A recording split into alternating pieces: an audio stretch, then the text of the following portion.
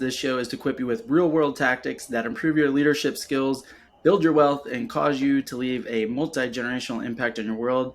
My name is Seth Campbell. I'm your host.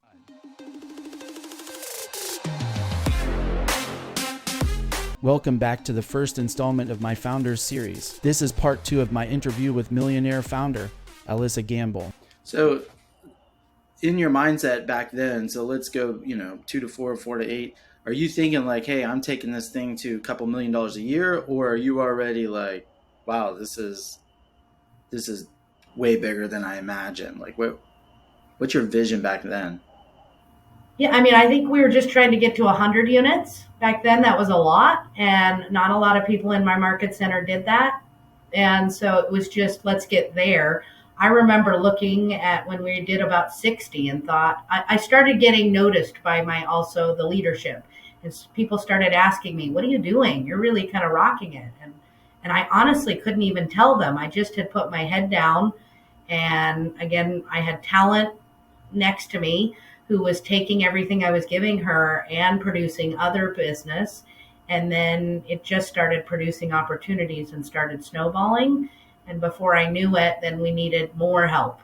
And it wasn't till I was probably at about 150 units that I started saying, okay, let's blow this thing up. Like, we can make this really big.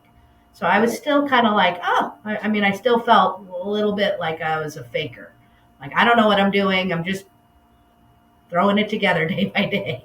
All right. So yeah, I think that's important for people here too. So you're already being noticed by people, and internally you still feel like, I'm a faker. I'm not sure I know what I'm doing here. And people are asking you advice at that point. Yes. Yeah. And what am I doing? How can they start replicating? And That's I almost really always didn't. the case. Is like, people think like, oh, I don't know that I can do it. And I was like, that person probably doesn't know that they can do it. The one that you idolize, like they're probably saying that their mindset is probably saying some of the same doubts, for sure. So back then, was it always that was it that easy? Did you have some death blows, big roadblocks, big setbacks, days you wanted to quit? Oh, I mean, not back then. It was really like I was unstoppable. I mean, we doubled our business all the way through 2015, where we ended up 2015. We did 1.5 million in GCI. And so I'd grown kind of steadily. And again, like I said, almost doubled my business every year, doubled my number of families helped as well as the income every year, and then kept adding people. I was also All right. known for retention. So you keep Most of my going, you keep building. You hit 1.5 million revenue. Everybody hits a scale ceiling. It's just a matter of how long you hit it, or how long it takes you to break through, or how many times you bang your head. Where did yours show up? So mine showed up in, we had done more. I was probably one of the top 2 or 3 teams in our company. And then 5 Doors came along. So more opportunities and really becoming like a regional director, which was a whole new job title. I wasn't sure if I could do that because it was recruiting other teams into the system. And that is when I hit a ceiling and had some major crash and burn and lots of lessons learned through probably those last 5 years, 2015 to 2020. There was many, many lessons. So tell me about some of those lessons, some of the crash and burn, like what happened, how that show up for you. What'd you recognize about yourself inside of that? Yeah, I mean, I think originally I had some pretty good momentum. I got a couple teams to join fairly quickly, and then what happened was there wasn't enough me to go around. So I would fix something, and then it would be burning somewhere else in a different location. And I was just going from location to location, putting out fires, and then there'd be another fire. I ended up getting up to, I think, about 55 agents that I was in charge of. And I'd always had a team of like 8 or less. And so when you start scaling, the problems only get bigger. And so I would be successful in one area and then crash and burn in another location, or that leader wasn't just thought they wanted to lead but didn't really, or didn't want to put in what it took. So I realized very clearly that leadership and sales are two different skills. That through that, I've also realized that leadership is where I get energy from. I like sales. It is where the money is, and that is really, my heart is in helping others succeed in sales. And So your scale ceiling, which is by the way a pretty common one, is I've got, location one has been amazing, successful. Whatever version it comes in, I'm going to multiple locations. And I happen to know your version was geographically pretty large, right? Like northwest part of the U.S. So you're crossing state lines and whatnot, and come to realization of like, hey, maybe a lot of our success had to do with me being there personally all the time, and I can't be in two different states at once or two different locations at once, and I have these leaders that are managing a location, and maybe they're not the same as me, or maybe they're not as committed as I thought. yeah, and we were pioneers, exploring expansion. I think that was all a new thing. So we were figuring out models, changing models monthly, if not weekly, sometimes changing standards. And, I think you've said before, adaptability is one of the keys to success. And change is hard for a lot of people. And so it was a unique experience where we're to kind of be constantly adapting and figuring out. And for sure, every location I went to was a minimum of 4 hours away. So it was majority of a plane flight or a minimum of a 4 hour drive.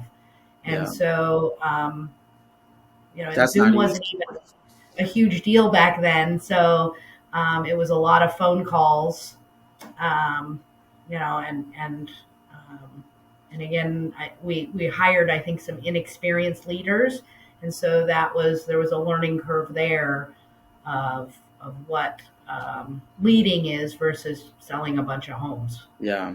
And two or three inexperienced leaders out of a group of a couple locations is enough to paralyze you, or just stretch you too thin as a leader.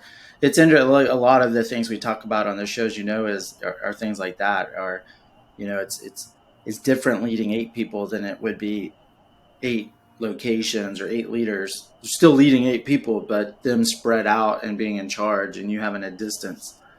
That alone is very different than, I Yeah. think we forget sometimes what it's like to walk in the office and have this physical influence, this physical presence with people all day versus like a Zoom or a phone call check-in. Very, very different. Um, Well, and so when you're on the ground, you can also feel like there's just I don't know, there's something that I can almost sense, or like and it was harder to do when I wasn't there day to day. And I yeah, could feel the energy, right? Or know kind of even entrepreneurially what to do. That has come more naturally, but when I'm not there, it's definitely a challenge. and does that get easier now? Like through experience, you can kind of feel even on Zoom if somebody's off, or like over a phone call. It does, Yeah, doesn't I'm it? better at that for Yeah. sure. Another learning was bringing on Amanda.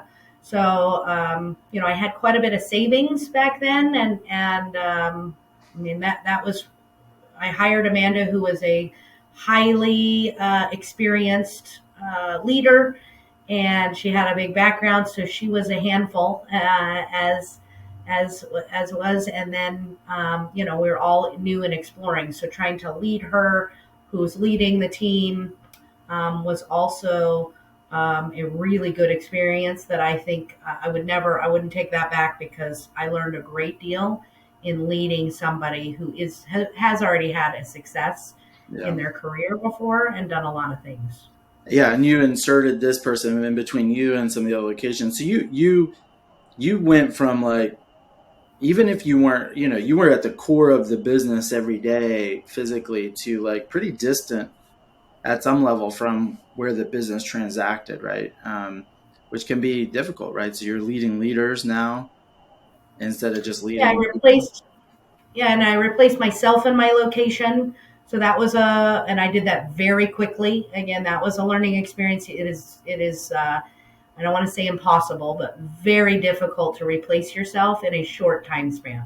Yeah. So not something that I would replicate so quickly again, because I've stepped back in. But that, I mean, my Boise original location started to go backwards once I stepped out, and we did have a great leader eventually, but it still, we had a misstep that was failed 6 months, and so it just never seemed to recover. And so it was really finding the right leaders in each location was the most challenging of growing kind of that big that quickly. And then, so kind of, would you say that, I don't love the question, like if you could do it all over again. I don't know if you do. I'm just never a fan of that question in general. Some version of that, like, would you advise people to invest more time in developing the leaders from within? Like start earlier on that? Like, in other words, like, don't underestimate how much time, let's say you were working on your own replacement. Looking back now, like when would you start working on your own replacement? Yesterday. And So I'm working on it now. I mean, and I have and no probably plans to by step more than out. one person, right? It's like, and I think that's a lesson people miss on that first scale fail, is like, oh, I thought I had my replacement, maybe I didn't, and then when that one didn't work, then I really didn't have anybody else like that farm team of talent from within. You really do need to start early and have 4 or 5 prospects. Yep. And I would tell you, I have three now, and Good. still not sure if they'll ultimately step up, but that I'm mentoring and got definitely a potential and desire, because that seems to be the challenge is, do they have not only the potential to be a great leader and want to do that, because you have to love people to lead others, because people are the challenge in most businesses. If people weren't in real estate, this business would be easy. Yes. um, If it weren't for the so humans, all the business would be easy. Yes. that's right. The humans make it difficult. So you've got to love to me, I just love to figure out the enigma of humans. And so you got to find others that want to do that. And then it's also, to me, do they have the longevity to take on the task? Because it's not something you learn overnight, where I can just say, do Yeah. this. It's something that you've got to learn and grow over time. And um, I mean, I'm mentoring several right now that Good. So there's, like we said, there's ingredients in success, and I tend to see them in patterns, and they're pretty frequent. There's also ingredients in those painful learning lessons, right? And what some people call failure, I call them like learning lessons. So, and I think that it's important to hear, like, there's, you hit on one of the common scale ones, right? Is you're growing so fast that a lot of times people say, you know, don't grow too fast because then it gets dangerous. And yet we do see examples where people really do grow fast and it doesn't get dangerous. If you figure out the gap between those two, probably the most common one has to do with the level of experience and talent people put in place kind of at that mid-manager level. So in other words, I don't know what your opinion is on this. I would say going from one location to 8 locations, some people would say that alone you shouldn't do. I don't know that that's true. I would say though, had you had you had like real experienced people or yourself, like if that group was really really strong, consistently strong, some of that could work. And whether it's talent back at the home base, it could be like, by the way, your accounting, your bookkeeping talent. It could be your sales talent. It could be your sales leader talent. It could be, those location leaders. Would you agree with that? That it's not Yeah, necessarily and the holding speed. to standards. I mean, Yeah. if I look back, it wouldn't be that I would not do what I did. I would have held, and you warned me about that too, is hold to the standards. And I didn't. I like people, and I didn't hold them to the standards, and I didn't let go of of what we were going for. And I mean that would be what happened is I spent too much money without making money, and we failed too many times without saying we got to stop this and do Yeah. something different.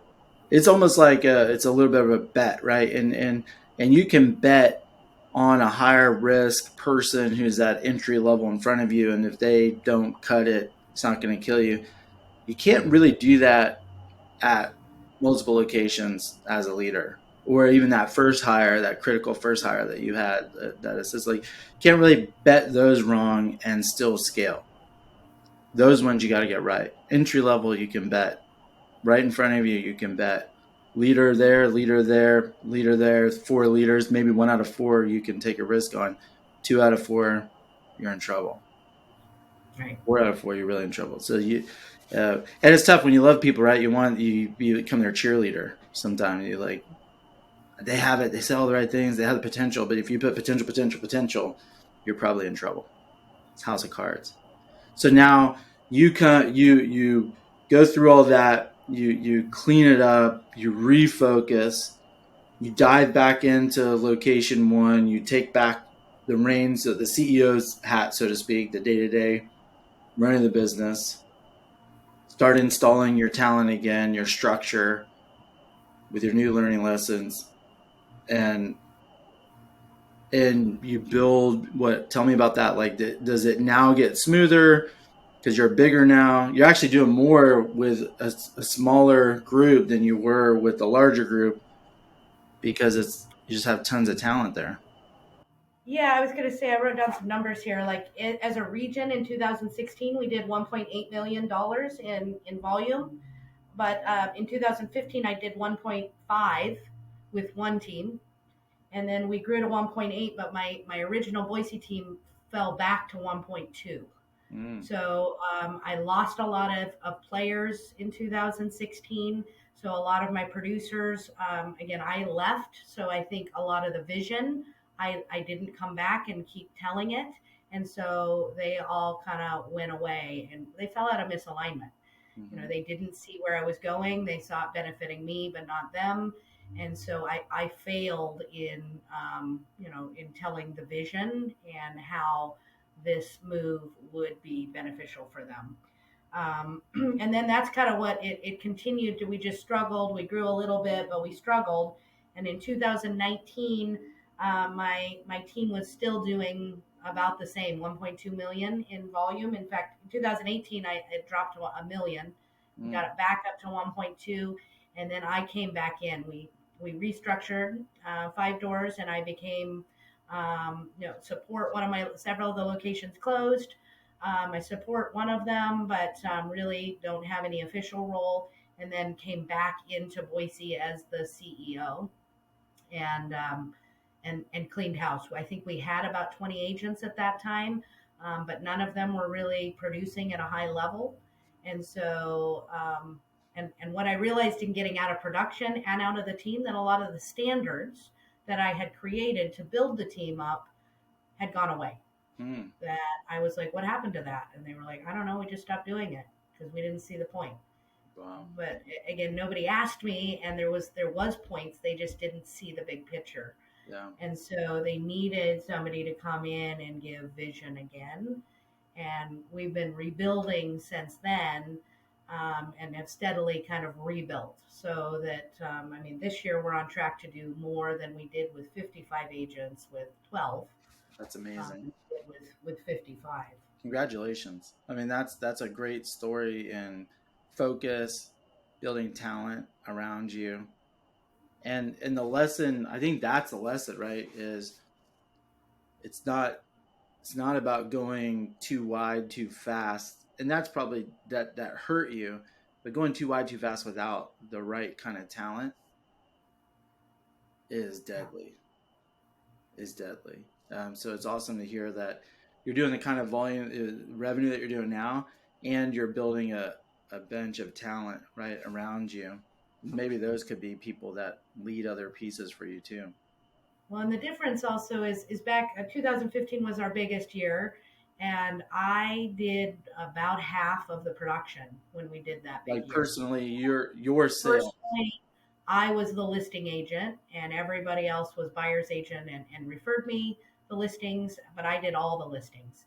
And this year so far, we're about 100 units, and I've done about 10 of those. Wow. So from 50% of the business personally, 10% of the business, you're making more money on less minutes. And doing what I love, which is Doing what you helping love, build which is business. leadership more than sales, developing. All right, beautiful. So that's the journey right there. It's because you were probably more a salesperson than a leader before, and then you went wide as a salesperson, and that's really tough to do because you can't be there to save all those places at once. Became like transitioned and honed your leadership skills. Now you're deadly, and you're succeeding through others. The people around you then are making more money too. Hmm. Everybody's winning in that formula. That's beautiful. What advice do you give to the person who's like in the middle of that? Like go back to I'm spread pretty wide. I feel like everything depends on me. People around me aren't cutting it. I'm not making as much money. I'm losing money. But I really think that my people can make it, but I'm frustrated and I feel like I got to do it all. I'm spread. What's your advice? Yeah, I think is really you got to know why you're doing it. Is really the why is the most important because that's going to pull you through when it feels like the world is against you and nothing else could possibly even go wrong. It's the worst. The bottom is to know why you're doing this, and then really to look at what is succeeding. So although everything seems to be crumbling around you or not working, there still is some things working. And so go back to basics and really figure out, what is working and how do we build from that. Um, is really and just keep going. I Yeah, mean, there were times that I was like, should I give up? Should I?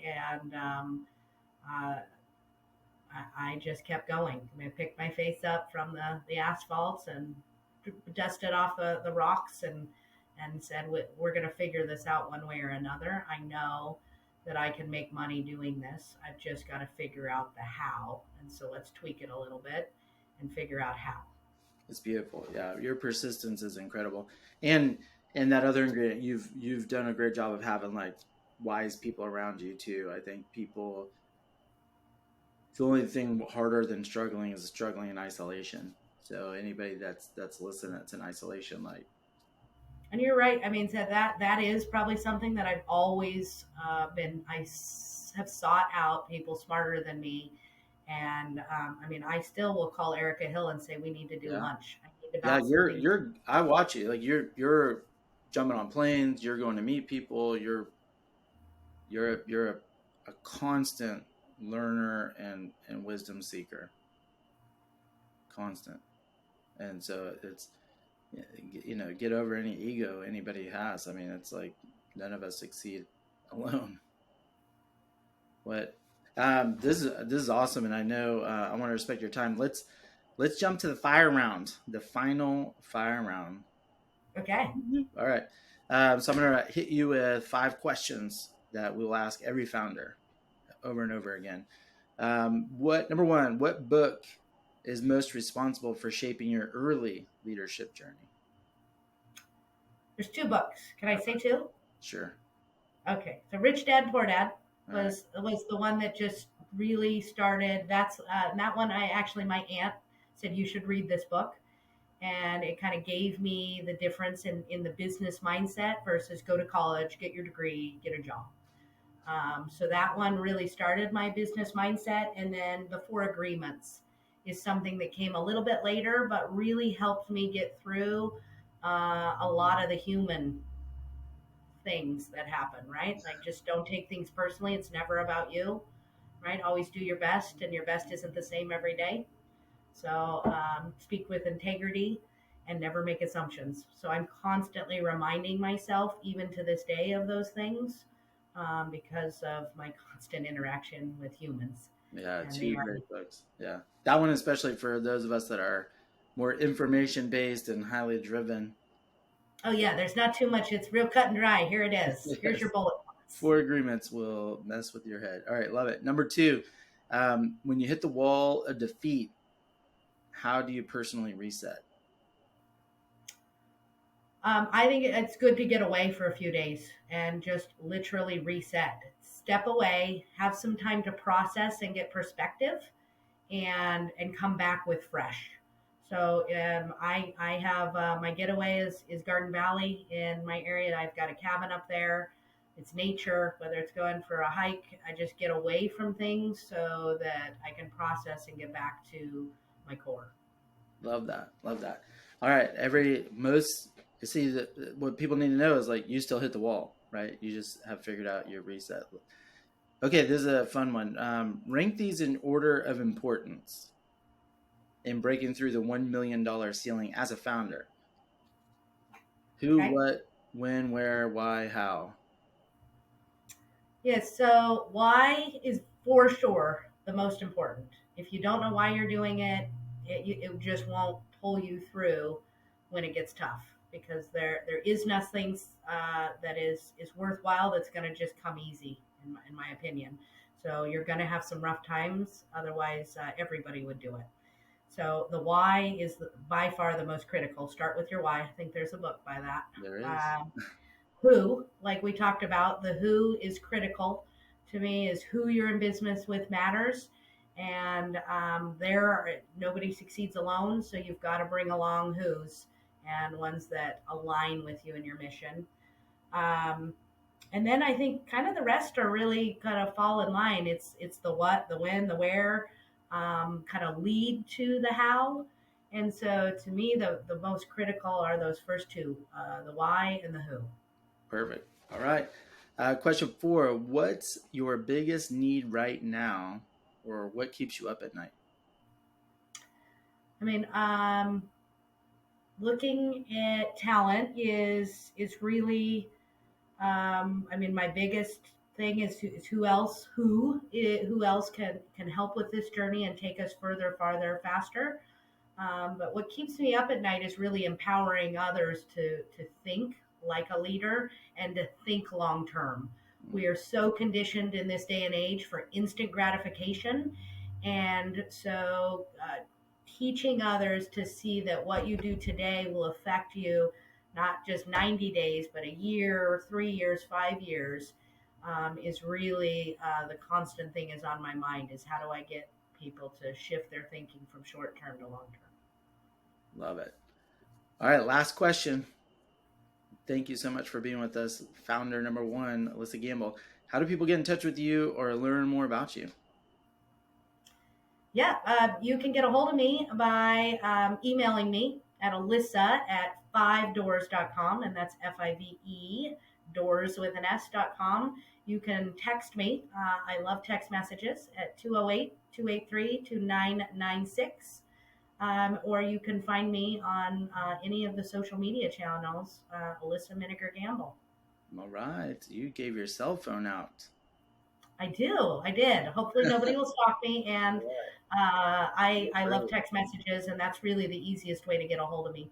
You do. And voice text. I do I was voice saying it to you text. the other day. Lissa's one of those people that send me a voice text with the punctuation. She forgets that she's like leaving a voice. Period. Well, I do a lot of voice to text and that. What time are you gonna we're gonna have our call today? Question mark. But I'm like, oh wait, I'm recording myself. Anyway, Alissa, you're amazing. I hope everybody. I know folks are gonna benefit a lot from this. I hope they got as much out as I did. today, not even 6 months. You're a couple of days shy of 6 months of the year, passing the $1 million in revenue mark. You too can do this if you're listening. It's not easy. Yet there is a path. There are models, there are patterns, there are people like Alissa that are out to help you and guide you through it. Reach out to her, get some of her wisdom. She's an amazing individual. Thank you so much for joining us today, Alissa. Thanks everybody for listening. Don't forget to check out our YouTube channel and our private Facebook group, Seth Campbell Podcast, and listen and learn more from some more founders to come in the future. Thanks everybody for listening. Go forth and prosper. Thanks, Seth.